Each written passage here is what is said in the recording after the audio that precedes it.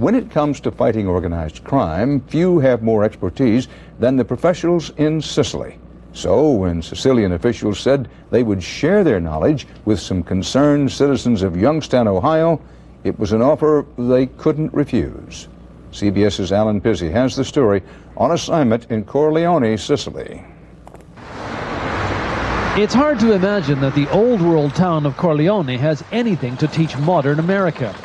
But this week, 20 law-abiding citizens of Youngstown, Ohio paid their own way here to see how Sicilians fight the mafia. They've had centuries of it, we've had decades of it. They've had almost a complete control. We've had a very serious problem. We've had infiltration of most of the institutions in our community. Youngstown has been dubbed Crime Town, USA.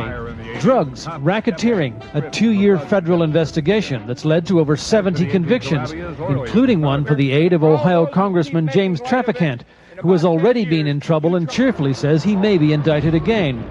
And, like Sicily, plenty of mob hits. The Youngstown group says it has drawn inspiration from the outspokenness of Sicily's most famous anti-mafia mayor, who invited them here. We defeated not only the mafia, not only the cultural hegemony of the mafia, we defeated the shame, we defeated the fear.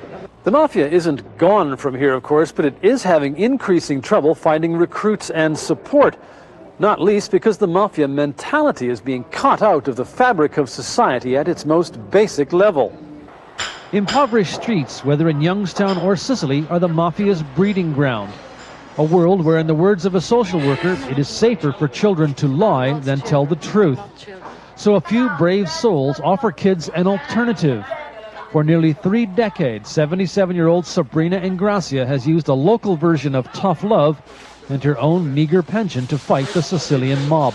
The mafia is an attitude, a mental state, she says, an education in illegality. 3,000 kids have been taught different values in Sabrina's house. I come here whenever I have free time, 14-year-old Giovanni says. But the biggest freedom is from fear. In the town whose very name came to mean mafia, a museum commemorates the struggle against the mob. Another piece of inspiration for the anti-mafia fighters from Ohio. On assignment in Corleone, I'm Alan Pizzi, CBS News. America Close-Up tonight, the new face of organized crime.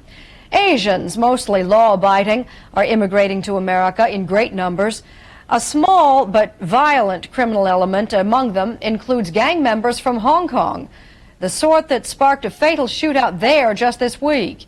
It's a growing threat to American law enforcement. NBC's Brad Willis begins his report in Oakland, California.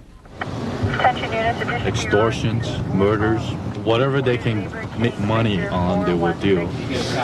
In Oakland, cops already swimming in a sea of crime are facing a new enemy. Gambling, prostitution, and lots of heroin. Going high-tech to battle a new wave of violence and murder. They recruit mostly young guys to do the dirty works. This time, flooding in from halfway around the world. These folks are well armed. They're much better armed than any of us. From New York to California, deadly Asian gangs are on the rise.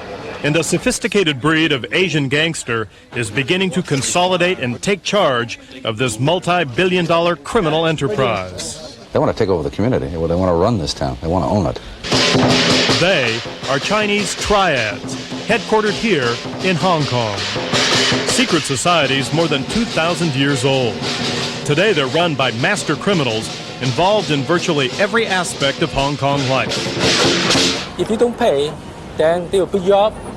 Maybe they burn your property. According to criminologist Dr. Wing Lo, triads have 80 to 100,000 members in Hong Kong alone, extorting everyone from street-side food vendors to top-notch filmmakers. How much money are we talking about? Oh, Billions of dollars. Billions of dollars, yeah. Money that buys power that the triads have used to infiltrate even Hong Kong's law enforcement and government. So internationally, what kind of a threat are they? Oh, very dangerous, you know. Of course, they're very dangerous.